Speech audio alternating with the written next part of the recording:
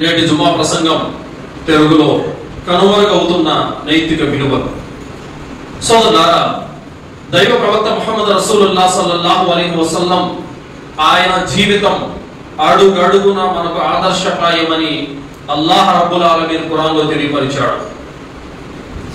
అల్లాహ్ సుబ్హానహు వ తఆలా ఖురాన్లో చెప్పినటువంటి మాట ఏమిటంటే, సోదరులారా, ఈ దైవ ప్రవక్తలో మీకు అతి ఉత్తమమైనటువంటి ఆదర్శం ఉంది అని అల్లాహ్ సుబ్హానహు వ తఆలా తెలియజేశాడు.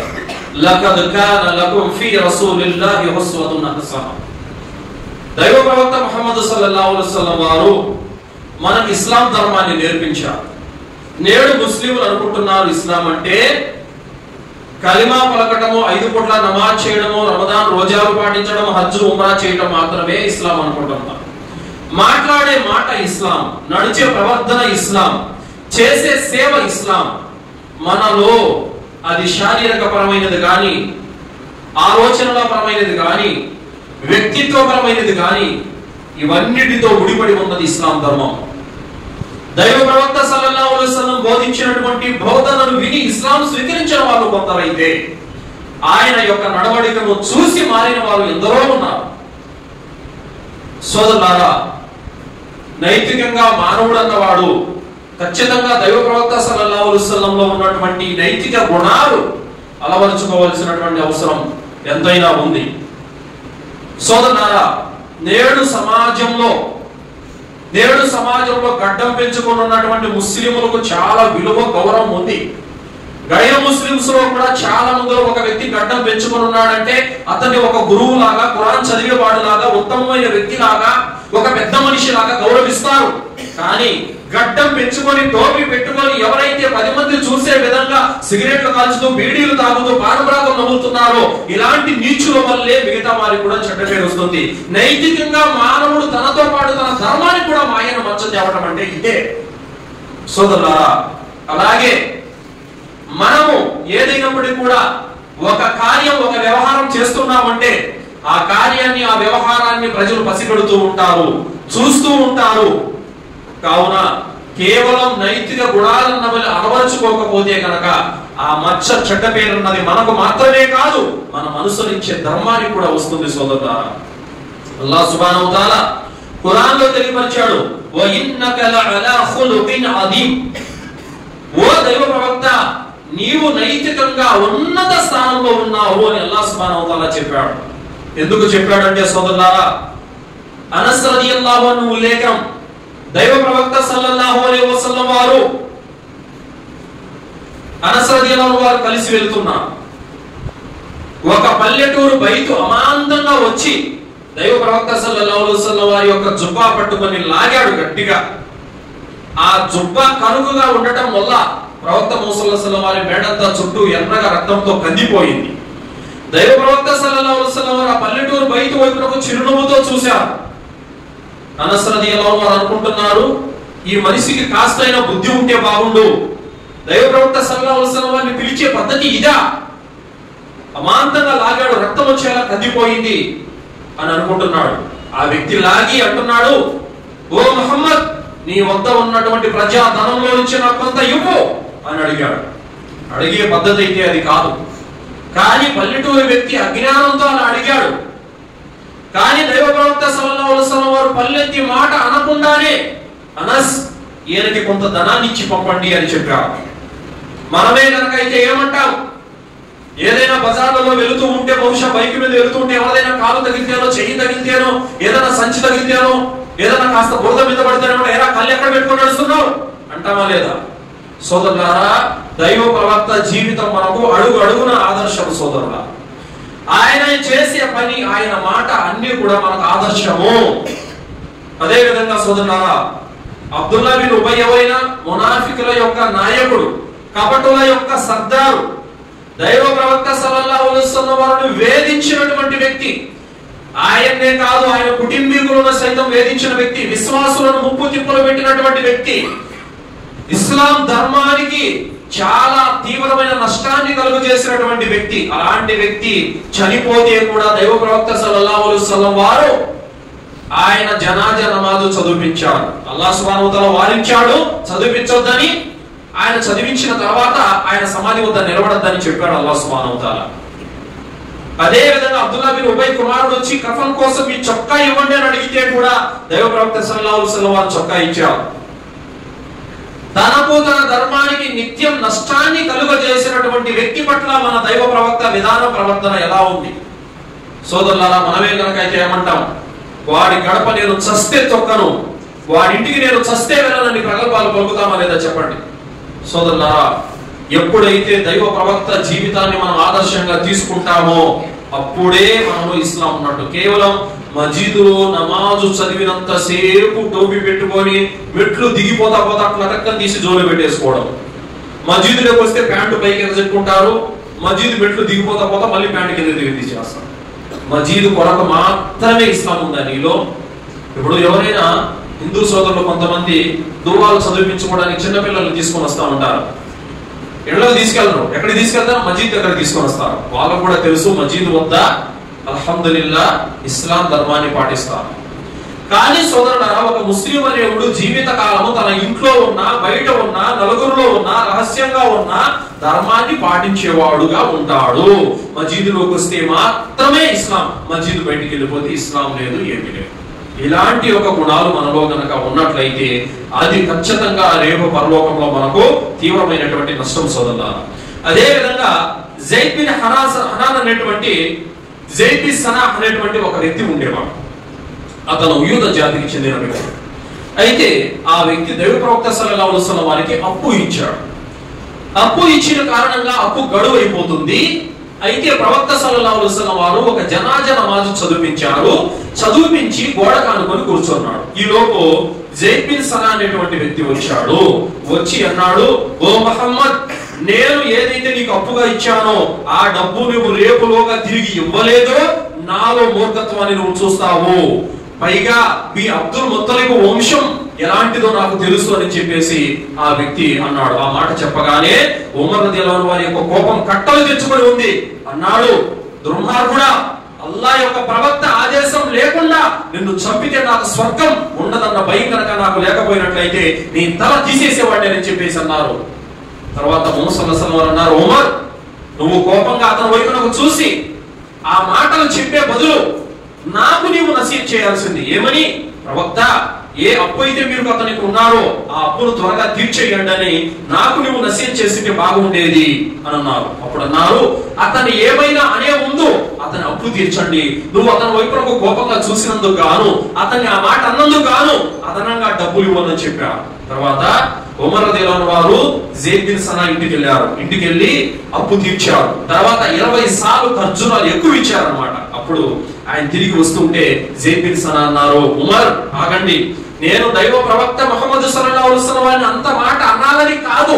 నేను ఎందుకు దైవ ప్రవక్తను అంత మాట అన్నానంటే, ఎందుకు నొప్పించానంటే దాని వెనకాల ఒక కారణం ఉంది.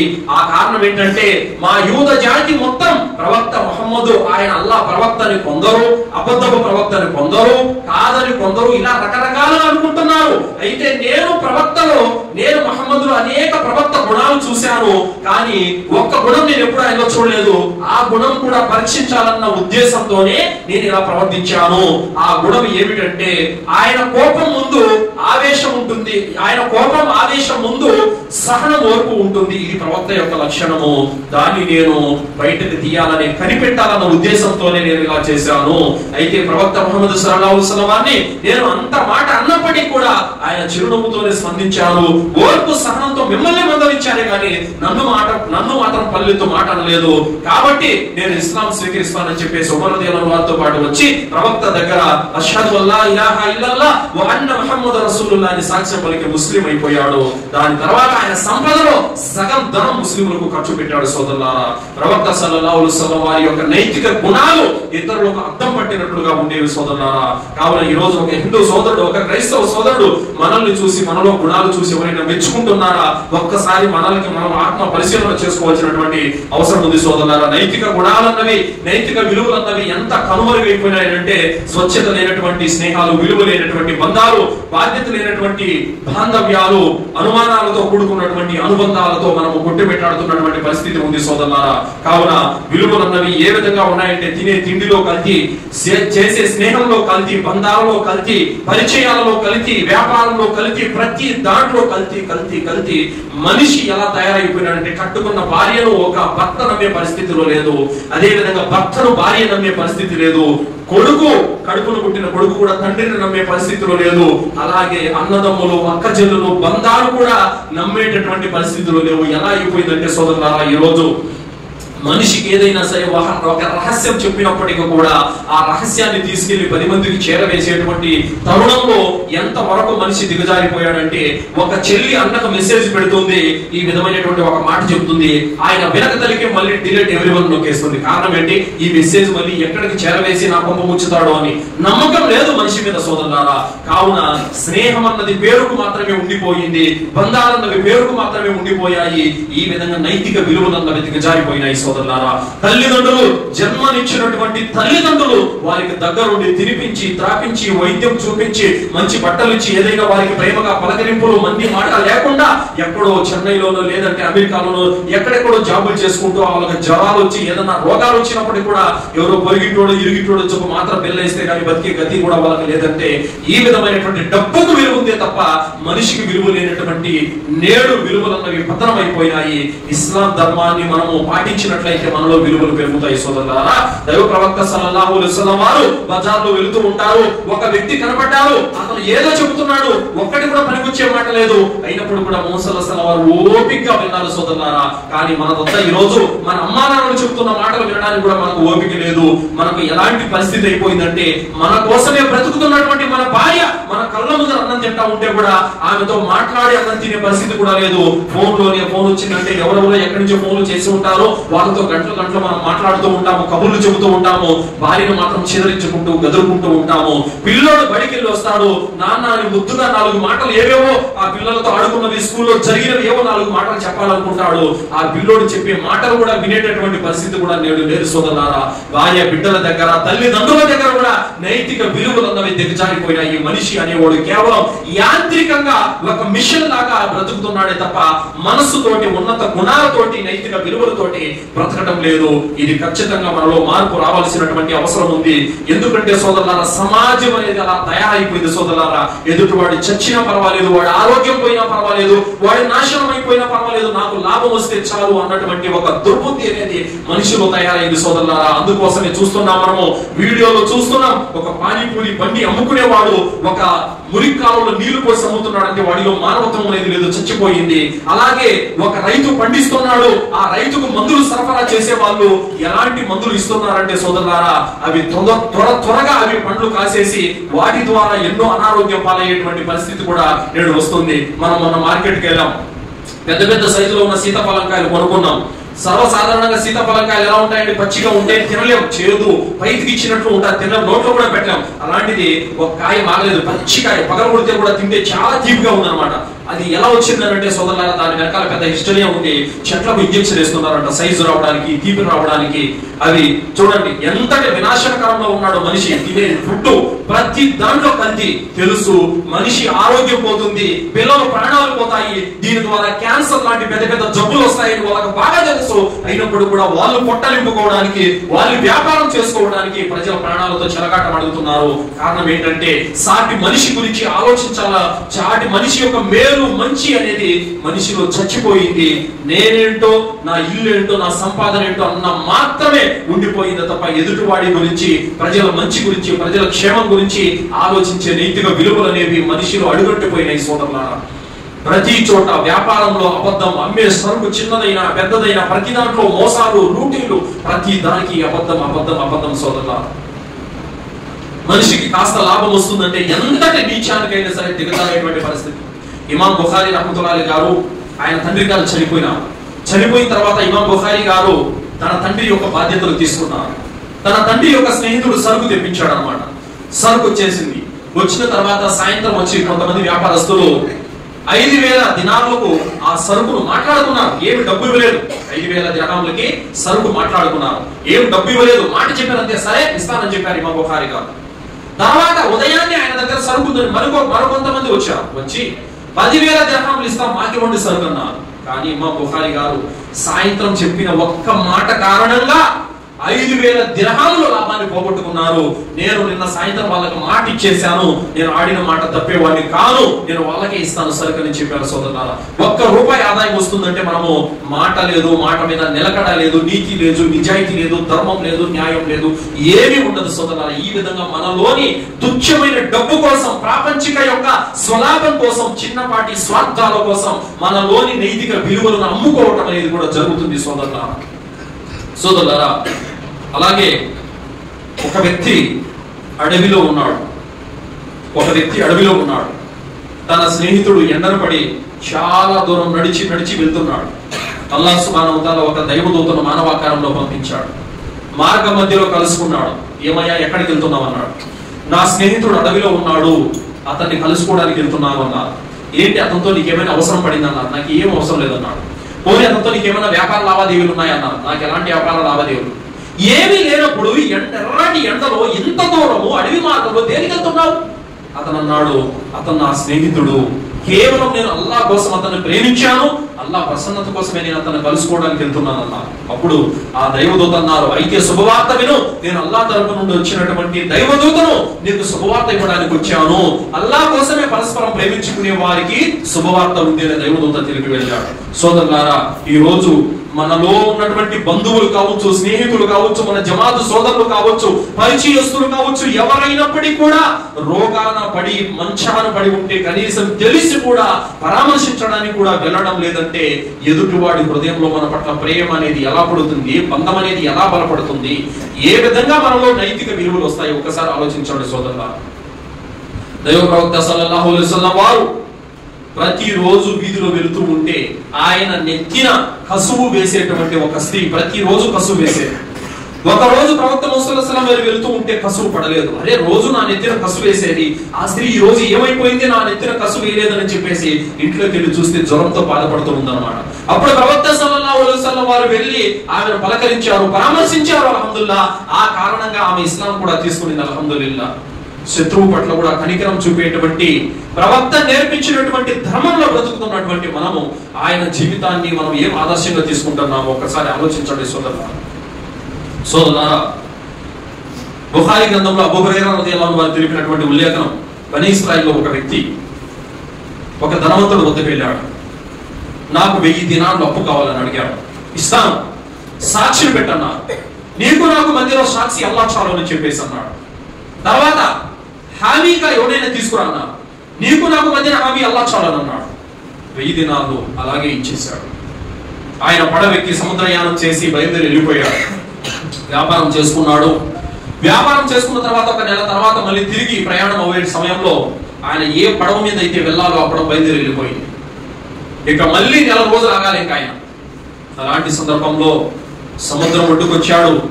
ఏం చేయాలో అర్థం కావడం లేదు. ఒక ఎదురు బొంగు తీసుకున్నాడు.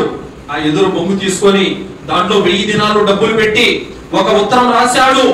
ఆ ఉత్తరం రాసి ఆ డబ్బులతో పాటు జమ చేసి ఆ యొక్క ఎదురు బొంగును పూర్తిగా కప్పెట్టేశాడు. మొత్తం నీరు కూడా చేరకుండా బంద్ చేసేశాడు. అన్నాడు, అల్లాహ్ దువా చేశాడు, అల్లాహ్ నీ దాసుడు వద్ద నేను ఫలానా గడువు పెట్టి డబ్బులు తీసుకున్నాను. అతను సాక్షిని పెట్టమంటే నిన్ను సాక్షిగా పెట్టాను, అతను హామీగా పెట్టమంటే నిన్ను హామీగా పెట్టాను. ఈ రోజు నేను ఇవ్వవలసిన గడువు లోపు ఇవ్వకపోతే నేను ఆడిన మాట తప్పేవాడిని అవుతాను. అల్లాహ్ ఈ డబ్బులు అతని వద్దకు చేర్చు ప్రభు అని చెప్పేసి ఆ వ్యక్తి దువా చేసి సముద్రంలో వదిలిపెట్టాడు. అయితే ఆ ఎదురు బొంగు ఖచ్చితంగా అతనికి చేరింది. ఎలా? ఆ వ్యక్తి డబ్బులు ఇచ్చినటువంటి వ్యక్తి ఈ రోజు సాయంత్రానికి పడవ రేవుకు వస్తుంది. ఆ రేవు దగ్గర ఎదురు చూస్తూ ఉన్నాడు. రేవు వద్ద ఎదురు చూస్తూ ఉన్నాడు. ఈ రోజు సాయంత్రానికి పడవ వస్తుంది, నా డబ్బులు వస్తాయని ఎదురు చూస్తున్నాడు. పడవ రాక ముందే ఎదురు బొంగు అతను కనిపించింది. ఇదేదో కర్ర బాగుందని చెప్పేసి ఆ వ్యక్తి ఇంటికి తీసుకెళ్లాడు. ఇంటికి తీసుకెళ్లి పొయ్యిలో పెడదామని కర్ర చీల్చగా డబ్బులు లేక దొరికింది. ఆ సోదరుడు ఎంతో సంతోషపడిపోయి అల్లాహ్కు కృతజ్ఞతలు తెలిపాడు. తర్వాత ఆయన మళ్ళీ నెల తర్వాత మరొక పడవలో చేరుకున్నాడు. మళ్ళీ 1000 దినాలు తీసుకొని ఇంటికి వెళ్ళాడు. ఇదిగో నీ డబ్బు అనగానే, లేదు అల్లాహ్ సుబ్హానహు వ తఆలా నీవు ఏ విధంగానైతే ఆ ఎదురు బొంగులో నాకు డబ్బు పంపావో దాన్ని అల్లాహ్ చేర్చాడు అని చెప్పి ఆ వ్యక్తి చెప్పాడు. సోదరులారా, అప్పు తీసుకుంటే ఎక్కడ ఆ గడువు తప్పిపోతే మాట పోతుందో అని చెప్పేసి మన పూర్వీకులు అల్హమ్దులిల్లా మాట మీద అంత గట్టిగా ఉండేవారు. ఈ రోజు ఎవరినైనా సరే అప్పు అడిగానంటే గట్టిగా అడిగాడు అనుకో, నేను ఎవరు ఏం చేసుకుంటా చేసుకోపో అని చెప్పేసి ఈ విధంగా ఎదురు తిరగడము, బెదిరించడము, అవసరమైతే కొట్లాటకు దిగడం కూడా జరుగుతుంది. సోదరులు అందరూ ముందుకు వచ్చారు. కావున సోదరులారా, ఆడిన మాట తప్పకూడదు. ఎవరైతే సరే అప్పు అనేది తీసుకుంటారో ఆ అప్పు అనేది ఖచ్చితంగా పెట్టిన గడువులోపు తీర్చాలి. అలాగే సోదరులారా, దైవ ప్రవక్త సల్లల్లాహు అలైహి వసల్లం వారు ఒక జనాజా నమాజ్ చదివించారు. ఆ జనాజా నమాజ్ చదివిస్తూ ఇతను ఎవరికైనా అప్పు ఉన్నాడా అని అడిగారు. ఉన్నాడన్నారు. అయితే నేను చదివించను, మీలో ఎవరైనా చదివించడు అన్నారు. ఎందుకంటే ప్రవక్త అప్పు ఉన్న వ్యక్తికి జనాజా చదివించకూడదు, ప్రవక్త మామూలు వ్యక్తులు చదివించవచ్చు అన్నారు. అనగానే ప్రవక్త ముహమ్మద్ సల్లల్లాహు అలైహి వసల్లం వారు ఇతని జనాజా నేను చదివించనని వెళ్ళిపోతూ ఉంటే అబూ ఖతాదా రదియల్లాహు అన్హు అన్నారు, అల్లాహ్ యొక్క ప్రవక్త, అతని మీద ఉన్నటువంటి అప్పు నేను తీరుస్తాను, మీరు జనాజా చదివించండి.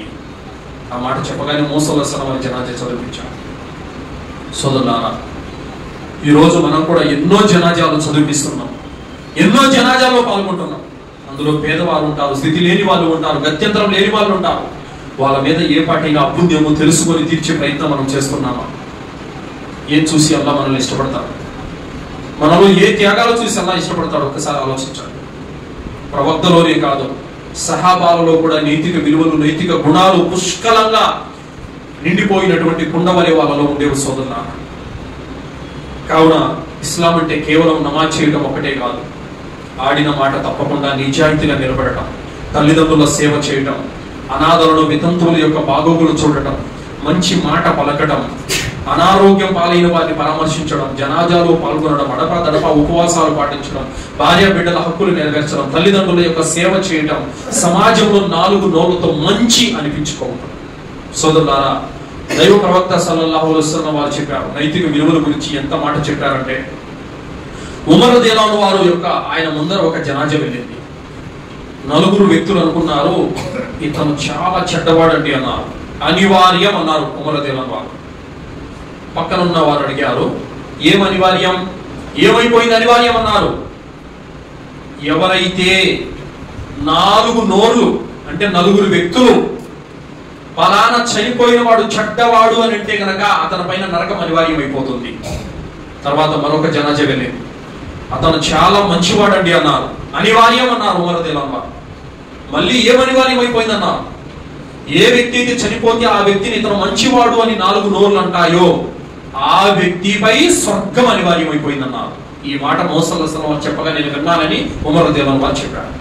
సోదరులారా, 10 నోర్లు మనల్ని మంచి అనేలా బతకాలంటే మనలో నైతిక విలువలు అన్నది ఖచ్చితంగా ఉండాలి.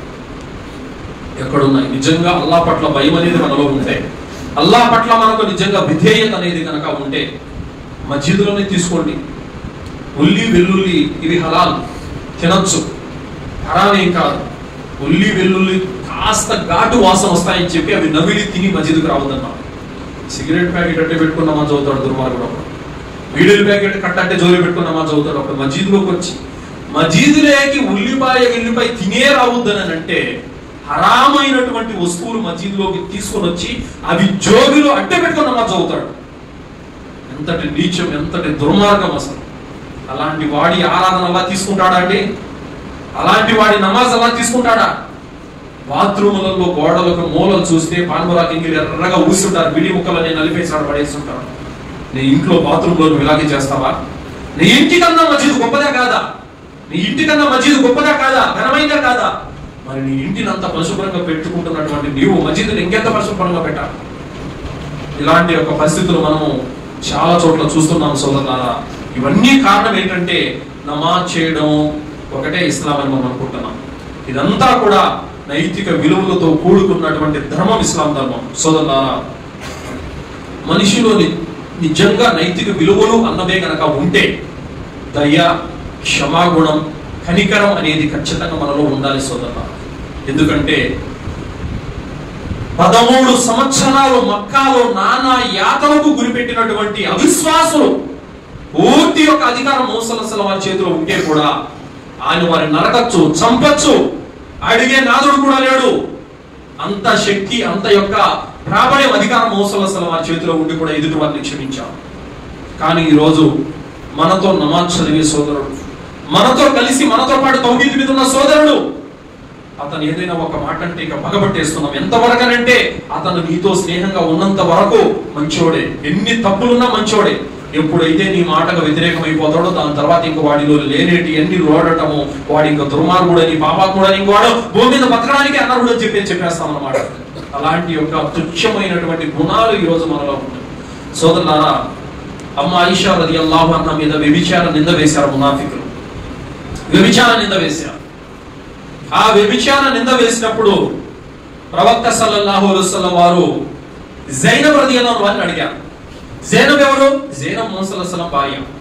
ఆయిషా ఎవరు? మూసా సల్లల్లాహు భార్య. వీళ్ళిద్దరు సౌతులు. సౌతులు అంటే తెలుసు కదా, పడదు, ఒకరికి పడదు. జైనబ్కి ఆయిషాకి ఎప్పుడు మనస్పర్ధలు ఉండేవి. హఫ్సా రదియల్లాహు అన్హా ఉమర్ రదియల్లాహు అన్హు కూతురు, అబూబకర్ రదియల్లాహు అన్హు ఆయిషా రదియల్లాహు అన్హు వీళ్ళిద్దరు స్నేహంగా ఉండేవాళ్ళు. వీళ్ళిద్దరికి జైనబ్ అంటే పడదు, జైనబ్ వీళ్ళంటే పడదు. అలా మనస్పర్ధలు ఉండేవి. అప్పుడు మూసా సల్లల్లాహు వారు ఆయిషా మీద పడినటువంటి వ్యభిచార నింద గురించి జైనబ్ రదియల్లాహు అన్హా అడిగారు. ఏమని? జైనబ్ ఆయిషా ఎలాంటిది అని అడిగారు. జైనబ్ రదియల్లాహు అన్హా అన్నారు, అల్లాహ్ సాక్షిగా ఆయిషాలో నేను ఎన్నడూ చెడు గుణాన్ని చూడలేదు అని చెప్పింది. మనం అయితే ఇదే అదునుగా చూసుకొని ఏం చెబుతాం, ఇంకా ఎన్ని చెబుతాం, ఇంకా ఎంత కక్ష తీర్చుకుంటాం. కానీ సోదరులారా, అలాంటి నైతిక గుణాలు, ఉత్తమమైనటువంటి సుగుణాలు వాళ్ళలో ఉండేవి కాబట్టి ఈ లోకంలో బతికి ఉండగానే వాళ్ళు స్వర్గ శుభవార్త విన్నారు. అల్హమ్దులిల్లాహ్. సోదరులారా, అల్లాహ్ మెచ్చే గుణాలు, అల్లాహ్ మనల్ని ఇష్టపడే గుణాలు మనలో ఉంటే మనం సాఫల్యం పొందినట్టే సోదరులారా. కావున ఇతరులను క్షమించడం అనేది మనం నేర్చుకోవాలి. శత్రువులను సైతం క్షమించినటువంటి ప్రవక్త ముహమ్మద్ సల్లల్లాహు అలైహి వసల్లం నేర్పిన ధర్మంలో మనం ఉన్నాం.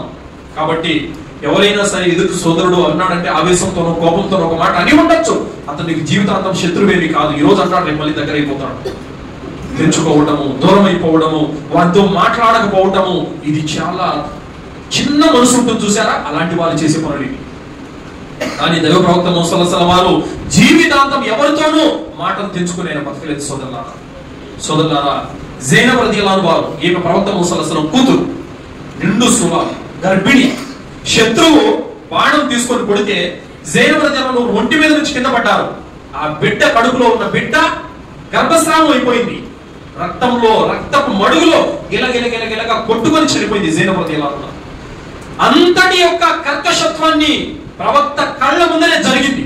ఆ శత్రువు కూడా ఫతే మక్కా రోజున ముహమ్మద్ సల్లల్లాహు అలైహి వసల్లం దగ్గరికి వస్తే ముహమ్మద్ సల్లల్లాహు అలైహి వసల్లం వారిని క్షమించారు, కక్ష తీర్చుకోలేదు. అంతటి ధర్మాన్ని నేర్పినటువంటి ప్రవక్త పాటలో మనం ఉన్నాం సోదరులారా. ఎదుటి వాడు ఏదైనా ఒక మాట అంటే క్షమించడానికి నీకేమైంది? అబూబకర్ రదియల్లాహు అన్హు వారు మిస్తాహ్ రదియల్లాహు అన్హు వారి యొక్క బంధువు ఆయన. ఈ మిస్తా ఎవరు? అమ్మ ఆయిషా రదియల్లాహు అన్హా వారి వ్యభిచారం నిందపడినప్పుడు ఆ నిందను ప్రజల్లో వ్యాపింపజేసిన వల్ల ఈయన కూడా ఒకడు. అయితే అబూబకర్ రదియల్లాహు అన్హు వారు ఈ నింద పోయిన తర్వాత అల్లాహ్ వహీ అవతరింపజేసిన తర్వాత అన్నారు, అల్లాహ్ సాక్షిగా మిస్తాహ్కు ఈ రోజు నుంచి నేను ఎలాంటి సహాయం చేయనని అల్లాహ్ మీద ప్రమాణం చేశాడు. ఇది అల్లాహ్కు నచ్చలేదు అన్నాడు. అల్లాహ్ సుబ్హానహు వ తఆలా ఆయత దింపాడు, మీలో ఎవరైతే అల్లాహ్ స్థితిని, ధనాన్ని ప్రసాదించాడో, ఎవరైతే అల్లాహ్ మార్గంలో ఇల్లు వాకిలి వదిలిపెట్టి వచ్చి పేదరికంలో ఉన్నారో వారికి సహాయం చేయమని అల్లాహ్ మీద ప్రమాణాలు చేయరాదు. మీరు వారిని క్షమించండి. ఏమి మిమ్మల్ని క్షమించాలని మీరు కోరుకోరా? అల్లాహ్ మిమ్మల్ని క్షమించాలని మీరు కోరుకోరా? అలాంటప్పుడు మీరు మాత్రం ఇతర తప్పులు ఎందుకు క్షమించరు అని అల్లాహ్ సుబ్హానహు వ తఆలా అబూబకర్ అన్నాడు. ఒక్కసారి హృదయానికి మనము మేలుకొలుపునిచ్చి పరిశీలనగా ఈ మాటను ఆలోచించండి. ఘోరమైన పాపాలు 7 ఉన్నాయి కదా, ఘోరమైన పాపాలు, మహాఘోరమైన పాపాలు 7. ఆ 7 ఘోరమైన పాపం ఏంటో తెలుసా? సౌశీల్యవతులైన స్త్రీలపైన అబాండాలు వేయటం. మరి మిస్తా ఏ పనికి? మామూలు పాపానికి ఒడిగట్టింది మిస్తా, ఘోరమైన పాపానికి ఒడిగట్టాడు. అది విశ్వాస స్త్రీ, ప్రవక్త భార్య, విశ్వాసుల మాతృమూర్తి తల్లి, ఆ మీద వ్యభిచారం నింద వేశాడు. ఎంత పాపం అంటే అంతటి పాపానికి ఒడిగట్టిన వాడినే క్షమించమని అల్లాహ్ చెబుతున్నాడు. ఏమి లేదు, చిన్న మాట ఏదో చెప్పిట్టాడు, దానికి పోయి ఇంకా మాటలు దించేసుకుంటాడు, మాట్లాడు, ఫోన్లు ఎత్తడు, రీప్లై ఇవ్వడు. ఇక అతనితో శత్రుత్వం వహిస్తాడు, ఇంకా కనబడితే కూడా సలాం లేదు. ఇది నేటి వైఖరి. సోదరులారా, నైతిక గుణాలతో కూడుకున్నదే ఇస్లాం ధర్మము. కావున ఇస్లాం ధర్మం అంటే ప్రతిదీ, ప్రవక్త నేర్పించిన ప్రతిదీ కూడా ఇస్లాం ధర్మమే. ప్రవక్త సల్లల్లాహు అలైహి వసల్లం అన్నారు, అల్లాహ్ వద్ద మీజాన్లో అన్నిటికంటే బరువైనది నైతికత, అంటే ఉత్తమమైనటువంటి క్యారెక్టర్, ఇది అన్నిటికంటే బరువైందని చెప్పారు. కావున సోదరులారా, మనలో ఇది అలవర్చుకుంటేనే ఇతరులకు ఆదర్శవంతం అవుతుంది. చూడండి, చిన్న విషయం చూడండి. మార్కెట్లో మనము వెళ్తా ఉంటాం. మార్కెట్లో ఎప్పుడైనా కొనేటప్పుడు మనం ఏం చేస్తామంటే, చిల్లర్లు చిన్న చిన్న ఉంటాయి, రూపాయో 2 రూపాయలు చిల్లర వచ్చినప్పుడు వాళ్ళు కొట్లో ఏం చెప్తారంటే, సర్లేనా రేపు వచ్చినప్పుడు ఇద్దుకోనంటారు. అర్థమైందా? అప్పుడు నీవు దాన్ని గుర్తు పెట్టుకొని తిరిగి తెచ్చిచ్చావో నిన్ను జీవితాంతం మర్చిపోడు. నీ నిజాయితీని అలాగే గుర్తు పెట్టుకుంటాడు. నిన్నే కాదు, నీ ధర్మాన్ని కూడా అతను కొనియాడతాడు, పొగుడుతాడు. అల్హమ్దులిల్లాహ్. అదే నువ్వు చేయలేదో, మర్చిపోయావో, మాట తప్పావో, నిన్నే కాదు నీ ధర్మాన్ని కూడా తప్పులు పడతాడు. కావున సోదరులారా, ఇలాంటి నైతిక విలువలు అన్నవి మనలో పెంపొందించుకోవాలి. దైవ ప్రవక్త జీవితాన్ని మనం ఆదర్శంగా తీసుకోవాలి. అప్పుడే సమాజంలో అల్హమ్దులిల్లాహ్ ఒక మంచి ముస్లిం అనే గుర్తింపు కూడా వస్తుంది. సోదరులారా, అల్లాహ్తో దువా చేస్తూ ముగిస్తున్నాను. విన్నటువంటి విషయాలపైన సదాచరణ చేసే సద్బుద్ధిని అల్లాహ్ మనందరికీ ప్రసాదించుగాక. అల్లాహ్ సుబ్హానహు వ తఆలా మనకు బ్రతికినన్నాళ్ళు స్వచ్ఛమైన తౌహీద్పై జీవితం గడిపే భాగ్యాన్ని ప్రసాదించుగాక. అల్లాహ్ సుబ్హానహు వ తఆలా మనందరికీ ఖురాన్ హదీస్ వెలుగులో జీవితాన్ని గడిపే భాగ్యాన్ని ప్రసాదించుగాక. అల్లాహ్ మనల్ని, మన సంతానాన్ని షిర్కు నుండి, కుఫ్ర్ నుండి, బిదాత్ నుండి, శైతాన్ యొక్క కీడుల నుండి రక్షించుగాక. అల్లాహ్ సుబ్హానహు వ తఆలా మనల్ని ఖబర్ శిక్ష నుండి రక్షించుగాక. అల్లాహ్ సుబ్హానహు వ తఆలా మనల్ని నరకాగ్ని నుండి రక్షించుగాక. అల్లాహ్ మనందరికీ జన్నతులో ఉన్నతమైన దర్జాలను ప్రసాదించుగాక. ఆమీన్. వాఖిరు దావానా అల్హమ్దులిల్లాహి రబ్బిల్ ఆలమీన్. బారకల్లాహు లనా వలకుం ఫిల్ ఖురానిల్ అజీమ్. వస్తగ్ఫిరుల్లాహి వలిసాయిరిల్ ముస్లిమీన ఇన్నహు తఆలా జవాదుల్ కరీం.